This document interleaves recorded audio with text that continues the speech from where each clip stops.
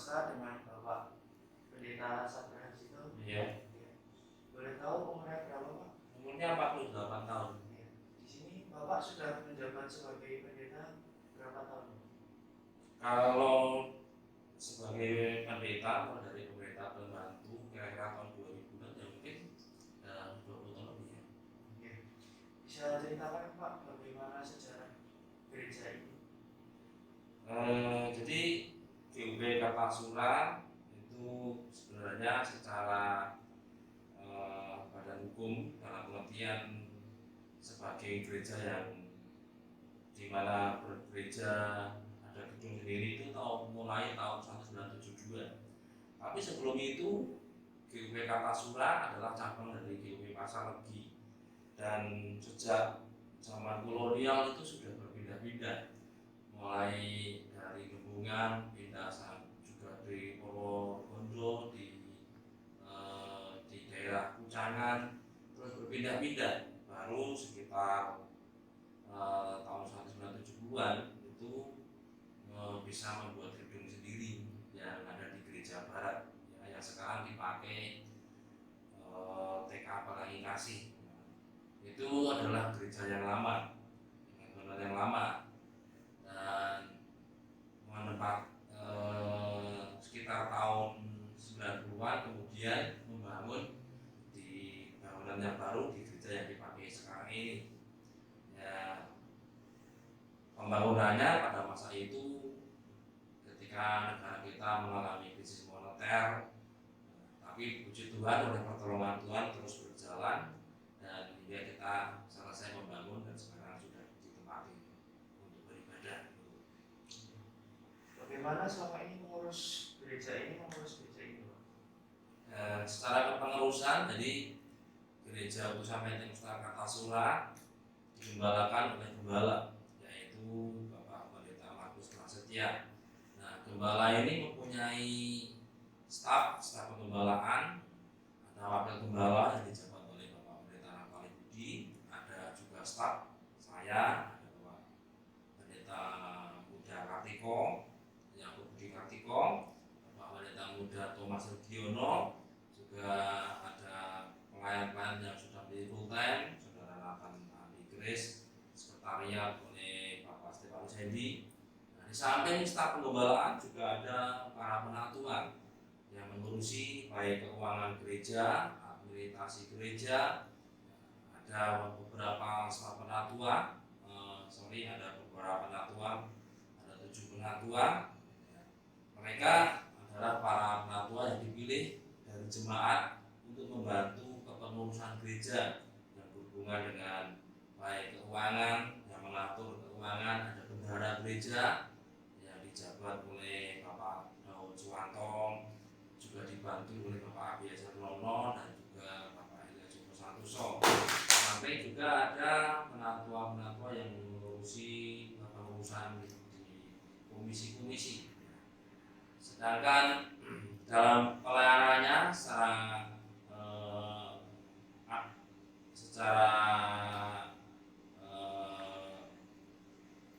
pengurusan itu di GUP Kartasura ada beberapa departemen.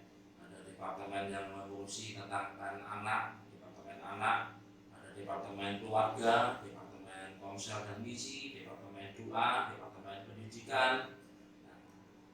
Ketua-ketua departemen ini ditunjuk dari jemaat. Mereka bukan full time, tapi mereka adalah jemaat yang melayani dalam kepengurusan untuk membantu pelayanan di Gereja Utusan Pentecostal Kartasura ini, sehingga semua pelayanan dapat berjalan sesuai dengan arahan dari Bapak Gembala, baik pelayanan ibadah yang dikoordinir oleh Departemen Ibadah, pelayanan di ibadah wanita, juga ibadah pemuda, youth dikoordinir oleh Departemen Keluarga, juga pelayanan doa, baik doa malam ataupun doa yang lain dikoordinir oleh Departemen Doa, juga pelayanan di ibadah anak-anak atau sekolah minggu yang dikoordinir oleh Departemen Anak. Jadi semua bekerja sama secara sinergis dalam setiap departemen bersama-sama untuk membangun pelayanan di setiap generasi, ada anak, ada pemuda, muda, kaum wanita, hingga pelayanan umum gitu. Menurut Bapak apa yang bisa dikembangkan dari gereja utusan Pentekosta ini, Pak? Dalam pengembangan jadi sebenarnya ada dua, pengembangan ke dalam dan pengembangan keluar. Pengembangan ke dalam itu adalah memupuk jemaat seperti apa yang kita katakan, mendewasakan jemaat sampai mereka mencapai yang disebut kedewasaan penuh seperti yang disampaikan oleh Rasul Paulus di dalam kitab Efesus. Jadi jemaat bukan lagi mereka dikatakan mudah diumbang-ambingkan oleh rupa-rupa pengajaran tipu muslihat iblis, tapi jemaat yang berdiri kokoh memegang firman Tuhan, mengerti kebenaran firman Tuhan. Maka gereja juga mengadakan kelompok-kelompok sel. Walaupun memang kemarin selama pandemi belum bisa berjalan, tapi setelah pemerintah mengeluarkan atau mengendurkan sehingga kita bisa beribadah 100%, tapi juga kelompok sel bisa dimulai lagi. Dan di samping itu juga pengembangan ke dalam ini meliputi membekali jemaat untuk mereka dapat melayani melalui katekisasi. Nanti mereka dibekali pengenalan akan firman Tuhan, tapi juga mereka dipersiapkan nantinya akan dapat dan mampu melayani dengan baik. Nah, di samping pengembangan ke dalam juga pengembangan keluar. Jadi gereja membekali jemaat supaya mereka dapat menjadi saksi. Maka selain ada di GUPK Pasura, maka juga kita mempunyai beberapa tempat ibadah supaya nantinya di tempat-tempat itu berkembang. Misalkan di Sambon, ada juga di Kalimantan, di satu daerah namanya di Teh dan Standing, juga ada di Tasikmalaya, juga ada di Sambi. Tempat-tempat ini kita mengembangkan jemaat nantinya suatu saat akan berkembang gereja baru. Sebagaimana GUPK Pasura itu dulu adalah cabang dari GUPK Pasar di Solo, yang kemudian menjadi gereja yang dapat mandiri. Nantinya juga gereja-gereja yang di mana ada pos itu juga diharapkan akan menjadi mandiri. Seperti GUP Indralanu dulu adalah perintisan dari GUPK Pasura, dan puji Tuhan sudah menjadi GUP yang mandiri yang digembalakan oleh Pendeta Samuel Triyanto dengan Ibu Susi. Itu pengembangan jemaat ke depannya. Tapi jalan itu juga kita membekali jemaat dengan keterampilan, dengan kemampuan khusus. Mereka dapat di masa-masa di akhir zaman, di masa-masa sukar, mereka juga dapat mengembangkan kemampuannya untuk bisa mereka eksis gitu. Apa pesan Bapak untuk masyarakat luar atau masyarakat gereja ini agar gereja utusan Pentekosta dapat terawat dengan baik, Pak? Kita berharap bahwa gereja dan masyarakat itu satu.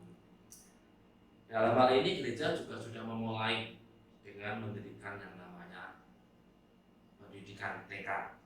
Ini menjadi satu jembatan bahwa gereja dan masyarakat dapat bekerja sama meningkatkan pendidikan masyarakat.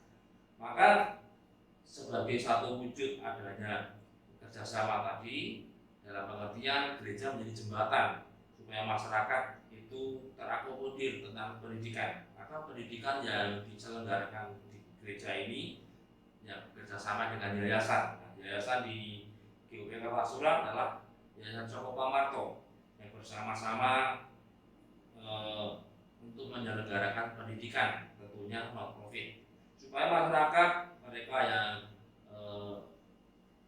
biaya pendidikan cukup mahal nanti bisa masuk di TK Pelangi Kasih, mereka bisa sekolah dan kita menyelenggarakan pendidikan dengan biaya seminim mungkin. Bahkan kita membantu kalau misalkan ada orang tua siswa yang kurang mampu, maka yayasan yang ada di GUPK Pasura ini dapat membantu. Di samping juga kedepannya nanti kita punya program untuk mendirikan sekolah yang lebih tinggi, yaitu SD, dan dengan keberadaan nantinya SD yang dibentuk bersama dengan Yayasan Coko Pamarto di gereja ini dapat membantu dalam penyelenggaraan pendidikan.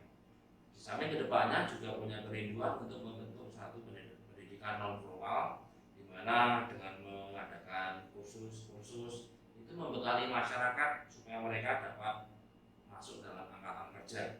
Dan di samping itu semua juga gereja selama masa pandemi membantu masyarakat yang ada di sekitar di daerah gereja ini, mereka warga sekitar kita membantu bantuan sembako, dan diharapkan memang ada satu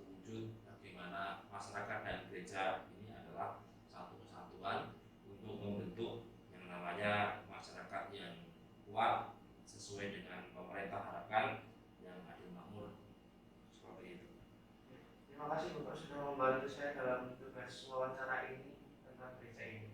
Terima kasih Pak. Ya Tuhan.